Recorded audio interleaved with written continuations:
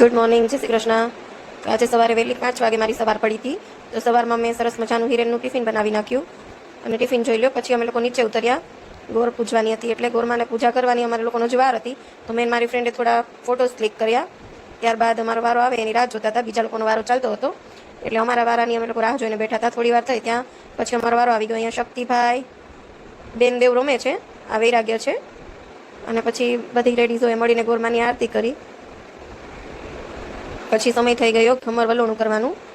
તો શક્તિબેન અને બીજી બધી લેડીઝો ઘમર વલોણું ગાઈને માતાજીનું કાનુડા માટે છાશ બનાવતા હતા, માખણ ઉતારતા હતા. લક્ષુભાઈ છે ને મામાના ઘરના ડ્રોવરમાં બેસીને ટીવી જોતા હતા. એને ગમે એટલી ના પાડે તો એને એમાં જ બેસવું હોય, એને એમાં જ મજા આવે. પાછો આપણી સામે જોતો જાય ને નખરા કરતો જાય. જોઈએ મમ્મીએ રસોઈમાં શું બનાવી છે. તો આજે ખાલી રોટલી બનાવવાની જ બાકી હતી. તો મમ્મી રોટલી બનાવતી હતી, શક્તિ એને હેલ્પ કરતી હતી, રોટલી ચોળવામાં એમની મદદ કરતી હતી. અને થઈ ગયું છે રોંઢું. તો રોંઢે આઈસ્ક્રીમ ખાય છે ભાઈ અને સાંજે ભજીયાનો પ્રોગ્રામ છે.